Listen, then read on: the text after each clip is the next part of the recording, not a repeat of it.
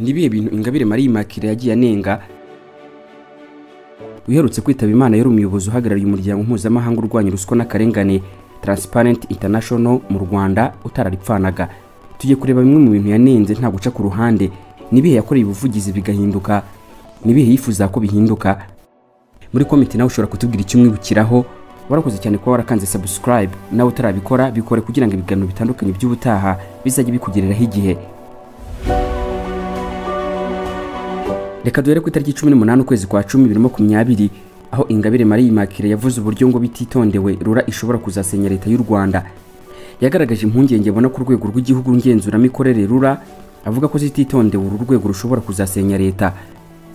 Ibi yabishingiraga ku biciro byafashwe nk'ibihanitse ku modoka zitwara abagenzi mu buryo bwa rusange uru rwego rwe rwashyize hanze hari ku itariki 14 ukwezi kwa 10 2020. Icyo gihe Immaculée ahamya ko uru rwego rwirengagije ubushobozi buke bw'abaturage rukareba gusa ku nyungu z'abashoramari.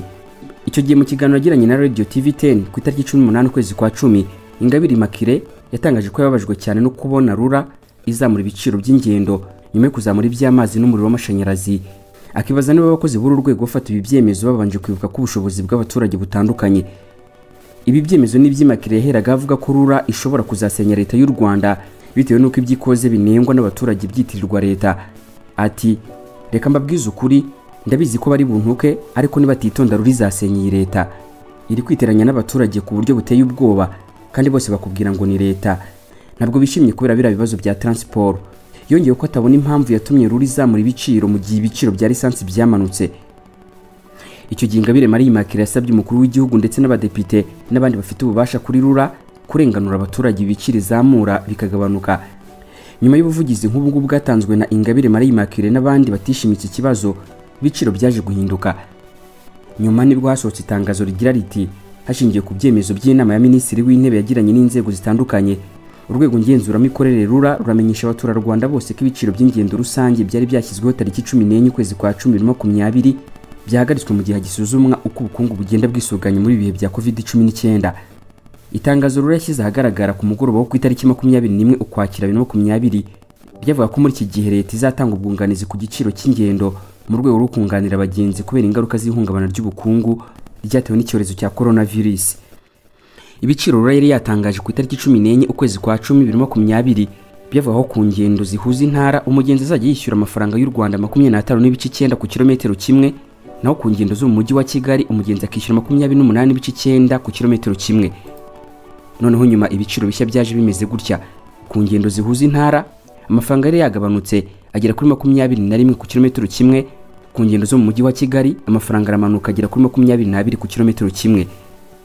Icyo gihe wari umuyobozi mukuru wa rura Lieutenant Colonel Patrick Nyirishema yasobanuye igabanuka ry'ibi biciro yifashishije urugero nkaho yavuze ko umuntu uvuye i Kigali ugiye Musanze mbere agomba kwishyura amafaranga 2340, none hakurikijwe ibiciro bishya akishyura amafaranga 1930. Kuvuye i Kigali yerekeza i Muhanga yagomba kwishyura 2210 ariko nyuma y'impinduka aba 1030. Ikindi kintu Ingabire Marie Immaculée yagize kuvugaho gikomeye, haraho yigeze kunga mu rya Scovia anenga imwe mu myitwarire ya polisi yo mu muhanda. Hari ku itariki 12 ukwezi kwa mbere 2023. Mu kwezi kwa mbere 2023 Ingabire Marie Immaculée mu kiganiro yagiranye na YouTube channel ya Cheetah Magic yunze mu ry'umunyamakurukazi Umutesi Scovia nawe anenga imwe mu myitwarire ya polisi yo mu muhanda, agaragaza ibidakorwa nk'uko bikwiriye. Reka duhere ku kiganiro Umutesi Scovia yakoze. Mu kiganiro Scovia yakoze ku itariki 6 ukwezi kwa mbere 2023 yagarutse ku mudepite wafashwe atwaye yanyoye ibisindisha, avuga uburyo polisi yo mu muhanda yica amategeko mu muhanda abo yafatiye mu cyaha no kwirengagiza icyo amategeko avuga ku budahangarwa bw'ufatiwe mu cyaha. Ibi Scovia yabikomojeho yifashishije itegeko riri mu ngingo 68 y'itegeko nshinga igira iti ubudahangarwa bw'abagize inteko ishinga amategeko n'ikurikiranwa ryabo. Nta numwe mu bagize inteko ishinga amategeko ushobora gukurikiranwa, gushakishwa, gufatwa, gufungwa cyangwa se gucibwa urubanza ziri ibitekerezo yagaragaje cyangwa se uko yatoye mu gihe akora imirimo ashinzwe. Nta numwe mu bagize inteko ishinga amategeko ukekwaho icyaha cy'ubugome cyangwa se gikomeye ushobora gukurikiranwa cyangwa se gufatwa bidatangiye uburenganzira n'umutwe w'inteko ishinga amategeko arimo binyujijwe ku bwiganze bwa 2/3 by'abitabiriye inama, keretse afatiwe mu cyuho akora icyaha cy'ubugome cyangwa se gikomeye. aho umunyamakuru Skov yavuze ko nta gushidikanya polisi yatinyutse gufata Honorable Depite Ernest Kamanzi wafashwe na polisi yo mu muhanda atwaye imodoka yasinze ikamufunga iminsi 5 yanyuranyije n'ingingo y'iri tegeko. Ayatanze urugero avuga ko gutwara wasinze bidakubiye mu byaha byihariye bivugwa muri iri tegeko. Tugarutse kuri Ingabire Marie Immaculée, nawe yanenze polisi kubihana itanga birimo no kuba umuntu ufashwe yasinze afungwa iminsi 5 ndetse n'ikinyabiziga yaratwaye kikaba gifashwe muri icyo gihe nyamara bayaciwe n'amande. Ati cyo nanjye sinkemera, nemera ko icyaha kimwe gikwiriye igihano kimwe. Watwaye wanyoye niba guhane wowe, ese baguciye amande gusa ugataha. Iyo minsi 5 yose bagufunga niyo kugira ngo se inzoga zigushiremo. Uratekereza ko ku kazi aho wakoraga uzi ko nawe ushobora gusanga abana guhagaritse. Hano yahereye avuga ko abapolisi bo mu ishami rishinzwe umutekano w'umuhanda bakoresha nabi ububasha bahabwa n'itegeko bwo kuba bashobora gukora ibyakorwa n'inzego enye.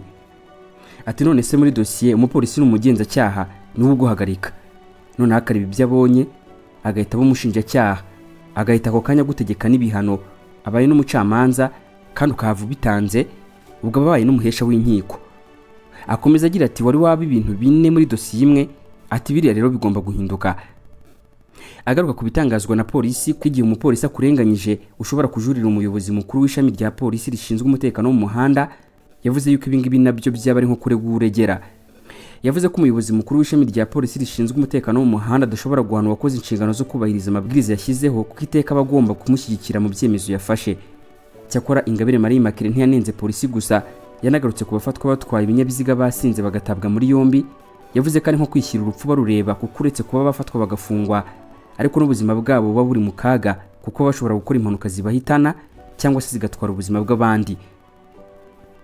Mu kwezi kwa 10 2021 intambara y'amagambo yarabaye hagati y'umunyamakuru Cyuma Hassan na Ingabire Marie Immaculée wigize kubuhagarariye Association y'abanyamakuru mu Rwanda, Association Journaliste Rwandaise. Angana Ingabire yagaragaje ibitekerezo bye nubwo byarangiye Cyuma Hassan azanye imvugo zisa n'izitukana. Muri icyo gihe nibwo RMC Rwanda Media Commission, urugaga rw'abanyamakuru bigenzura mu Rwanda, rwashyize hanze itangazo ryamagana Bwana Hassan Cyuma, umuyobozi wa Ishema TV, igitangazamakuru gikorera kuri YouTube channel. Iryo tangazo ryavuga ko Cyuma Hassan atari umunyamakuru w'umwuga mu Rwanda, katakagombye kwemerwa cyangwa se gufatwa nk'umunyamakuru cyane katazwi muri urwo rugaga. Nyuma y'iryo tangazo hari benshi bagize icyo barivugaho, muri abo ngabo harimo na Madame Ingabire Marie Immaculée, umuyobozi wa Transparency International ishami ryo mu Rwanda. Mu kiganiro yagiranye n'umunyamakuru, Ingabire Marie Immaculée ashize amanga yaragize ati Cyuma si umunyamakuru, ni umupropagandiste ufite abandi banakorera mu zindi nyungu zitari zitangazamakuru. Madame Marie Immaculée yakomeje avuga yuko binateye isoni kubona umucamanza yaramuhanaguye y'icyaha. Ati giteye isoni, umucamanza yavuze ko kugira ngo abo umunyamakuru bidasaba ikarita y'akazi. Ni ibintu biteye isoni kuko itegeko ribivuga rirahari. Uwo mucamanza nicyasha ku bucamanza bw'u Rwanda akwiye kwegura. Nyuma yo kumva ibyo Ingabire Marie Immaculée yavuze, Cyuma Hassan ntiyaripfanye, nawe yahise amusubiza ku kanya. Kuri video y'akanya gato yashyizwe hanze na The Future TV, Cyuma Hassan yaragize ati hari umuyugiri ndetse umuyugiri unashaje wahise ajya ku mbuga nkoranyambaga avuga ko umucamanza wandekuye yakagombye kuba yareguye. Immaculée yavuze ko iryo kosa umucamanza yakoze rigatuma arekura Cyuma Hassan atarikoranye ubuswa kuko itegeko riri clair, bivuze ko ryumvikana kabwo nawe wasanga ari indi mpamvu yamurekuye.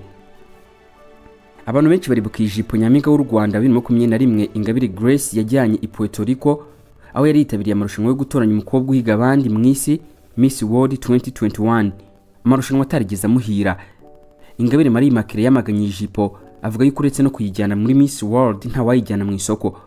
Tariki 14 ukwezi kwa 12 2021 uyu wari waramenyereho kuvuga ibintu mu mazina yabyo atabinyuze ku ruhande, yanenze wambitse Miss Ingabire Grace iriya kanzu yari yagarutsweho n'abatari bakeya. Yabivuze ku tariki 14 ukwezi kwa 12 2021 ubwo umuryango ayoboye wamurikaga ubushakashatsi buzwi nka Rwanda Bribery Index ugaragaza uko ruswa ihagaze mu Rwanda. Avuga ko wambitse bazi nawe Miss Ingabire Grace iriya kanzu nawe wagira ngo yari ruswa. Yaragize turebye uko yamwambitse, wavuga ko yahawe ruswa yo kumwambika nabi, yambaye nabi cyane, ariko uretse no kuyijyana muri Miss World iriya kanzu ntiwanayijyana mu isoko. Nge rwose mvuga kuri uriya muntu yahawe ruswa. Iyi kanzu yambawe na Miss Ingabire Grace utarigeze uhirwa muri aya marushanwa. N'abandi benshi nkuko bagiye babibona, aho Uwimbabazi Shadia uzwi nka Shadibu nawe yagize ati umuntu uri kwambika Miss wacu yivuga hakiri kare, narangiza dusaba imbabazi twese. Abantu benshi baribuka uburyo Ingabire Marie Immaculée kuri Miss Rwanda rimaze imyaka 3 yarahagaze, yahise ko cyari kinyoma giteye isoni. uyu yavuze ko nta mubyeyi yagira inama yo kohereza umwana we muri Miss Rwanda mu gihe cyose yabisubukuwe kuko cyari ikinyoma giteye isoni kandi nta kamaro ryigize rigirira ibihumbi by'abakobwa barinyuzemo. Ingabire Marie Immaculée yavuze yuko guverinoma yakabaye yarabonye ko hari ibibazo bizavuka muri irushanwa rigahagarikwa hakiri kare. Ati nacyo nongera kubaza leta, babonaga siriya risk itarimo? Twese ko twabibonaga na leta yarabibonaga, ndavuga abayobozi bo mu nzego za leta ntibakajye batubeshya rero ko batabihagaritse. Arakomeza ati leta wurareka umwana wawe akagenda bakirwa bamurika hariya nk'ibicuruzwa, ukabuze se kamahereza azaba yahe? Ingabire yavuze ko azababyeyi benshi cyane bangiye abana babo kwitabira Miss Rwanda kuko bitumvikana ku buryo abana b'abakobwa birugaga bamurika imbere y'abantu bafite irari. Ati ubwo se ubuzi ko bizarangira bite? Mbwira uko ubuzi bizarangira. Uyu muyobozi yavuze ko uko yagiye agaragaza ibibi bya Miss Rwanda ari nako bamwe mu bantu bagiye bamutuka cyane ku mbuga nkoranyambaga. Mu kiganiro yagiranye na One Nation Radio, Ingabire yavuze ko Miss Rwanda idakwiye kugaruka ukundi. Ati ntabwo ikwiye kugaruka, ngira iki gihugu cyahombye. Yumvikanishe ko atemeranya n'abavuga iby'amakamba abakobwa begukanaga kuko nta bwami babaga bahagarariye. Ubu miliyoni aracyazifite, avuga amafaranga abakobwa bahabwaga. Akomeza agira ati icyo nzi hari ikiba kidatunguranye kitanatangaje, ngatangazwa nuko abantu twese twagutangara iyo cyabaye kandi twese biba twarabibonaga ko amaherezo yabyo ari uko bizarangira. Ingabire yavuze ko irushanwa rya Miss Rwanda ryari ikinyoma giteye isoni. Aragira ati baravuga ngo bareba ubwenge, umuco, icyanyuma ubwiza. Ubwo bwiza atari nabo nabonye batambutse n'ikinyarwanda ubwacyo batakizi, hari ubwo n'umuco w'icye gihugu udashobora no kuvuga ururimi rwawe. Yavuze ko nibazo byabazwaga muri Miss Rwanda bidashinga kuko n'umukozi wo mu rugo yabisubiza. Marie Immaculée kandi yibajije impamvu umwaka wa 2012 leta yikuye mu mitegurire y'iri rushanwa nyuma ikayigarukamo. Ati bivuyemo irabijugunye none igarutse kubyitambikamo, kubikoramo iki? Abajijwe niba Miss Rwanda igarutse yagira inama umubyeyi yo kwemera umwana we kuyitabira, yasubije ko yamubuza akamubwira ko umwana we atari itungo bamurika, akaba atari imyenda bagurisha. Sibi gusa Ingabire Marie Immaculée yanenze kora yuko yananenze itegeko rishya ry'umusoro ku mutungo utimukanwa, aho yavuze ko asanga mu kwirebaho no kurengera. Ubwo nyine reka dusubire mu mwaka wa 2018 hari ku itariki 23 ukwezi kwa 12. Icyo gihe mezi yari yabanje tariki 7 ukwezi kwa 9 2018, Inteko Ishinga Amategeko y'u Rwanda yatoye itegeko rishya rigena inkomoko y'imari n'umutungo by'inzego z'ibanze. Umutungo ugomba gukoreshwa n'izo nzego z'ibanze kugira ngo zikore imirimo yazo. Iryo tegeko rishya rero ryaje riteganya yuko amahoro ahinduka kuri bamwe bakayasonerwa, abandi akiyongera ugereranyije na mbere y'izo mpinduka. Ubusanzwe umuturage yishyuraga amahoro y'akarere ku butaka n'ibibukorerwaho angana na 0.1 by'agaciro k'umutungo we. Iri tegeko rishya ryasobanuraga ko hari inyigo zagiye zikorwa zikagaragaza ko 0.1% ari amahoro make ugereranyije n'ibindi bihugu byose byo mu karere hirya no hino ku isi. Ibi byatumaga inzego z'ibanze zidashobora gutanga serivisi zisabwa gutanga ku baturage. Mu kuvugurura iri tegeko, igipimo cy'umusoro kuri buri nyubako yo guturamo uretse ituwemo na nyirayo cyashyizwe kuri 1% ry'agaciro k'inyubako n'izindi mpinduka zitandukanye zikubiye muri no tegeko. Ingabire Marie Immaculée yabwiye igihe ko atamenye igihe rino tegeko ryagiriye muri komisiyo kuko ngo abantu bari batararyumva. Yaragize ati muri iri tegeko harimo kwirebaho cyane, baravuga ngo abo batazazamurira imisoro ngo ni inganda, abo kandi nibo bacuruza bakunguka. Ibi bivuze ngo ngiye wo muturage ubutaka bwanjye kubera ko mbutuyeho ntacyo bumaze kandi ejo ninjye mu muhanda nzaba mutwara kuri leta. Akomeza agira ati kuki batereba ko uyu munsi hari umuntu agomba kujya yishyura ibihumbi 10 by'amafaranga y'u Rwanda ariko bikaba byaramunaniye, none urashaka kumusaba ibihumbi 100 by'amafaranga y'u Rwanda azayavana he? Ubwo agomba kwishyura ibihumbi 100 agiye kuyishyura miliyoni. Ibi bizadindiza babandi batagiraga umutungo no guca intege abantu bari bafite umutungo. Yavuga ko asanga mu gutora rino tegeko harabayemo kurengera kuko kuri we uyu musoro urenze ubushobozi bw'umunyarwanda. Reka tugaruke ku mateka magufi ya Ingabire Marie Immaculée. Ingabire yakoze mu itangazamakuru mu Rwanda, yabaye umwe mu bakuriye ihuriro ry'abanyamakuru mu Rwanda, Association Rwandaise des Journalistes ARG, aba no mu muryango w'abanyamakuru b'abagore mu Rwanda.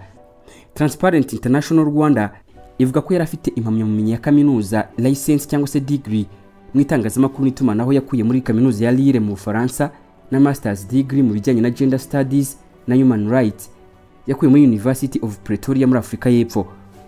Mu biganiro bitandukanye yatanze, Ingabire yavuze ko yavukiye mu Burundi aho umuryango we wari warahungiye abari naho akurira. Atahuka mu Rwanda 1994, ageze mu Rwanda yese yinjira mu itangazamakuru ry'ikigo cya leta cyahoze cyitwa Orenfor, ubu akaba ari RBA, atangira gukora nk'umunyamakuru, ikindi kandi akaba yarakoze mu kinyamakuru Imvaho Nshya. Ingabire yavuye mu itangazamakuru yinjira mu miryango itegamiye kuri leta na société civile. Transparency International Rwanda ivuga ko ari mu bantu 20 ba mbere bayitangije muri 2004. Nyuma nibwo yatangiye kumenyekana mu itangazamakuru nk'imirimbanyi mu kurwanya ruswa. Bamwe mu bamunengaga bavuga yuko Ingabire yari umuntu wagamiye cyane ku butegetsi kandi ari mu mwanya yakagombye kuba nta ruhande abogamiyeho. Akenshi byabaga biturutse kuba yaragiye yumvikana nenga cyane umunyapolitike Ingabire Victoire utavuga rumwe n'ubutegetsi mu Rwanda. Ingabire Marie Immaculée yasubizaga ko afite uburenganzira ku murongo we wa politike kandi ko Transparency International Rwanda idakora nk'ishyaka rirwanya ubutegetsi. Ni nangansubikiye muri comment watubwira icyo umwibukiraho. Wakoze cyane kurikira kino kiganiro na Jean de Dieu Tumukunde, ukande subscribe niba utarigeze ubikora. Ibiganiro bitandukanye nk'ibi ngibi nakagaruka.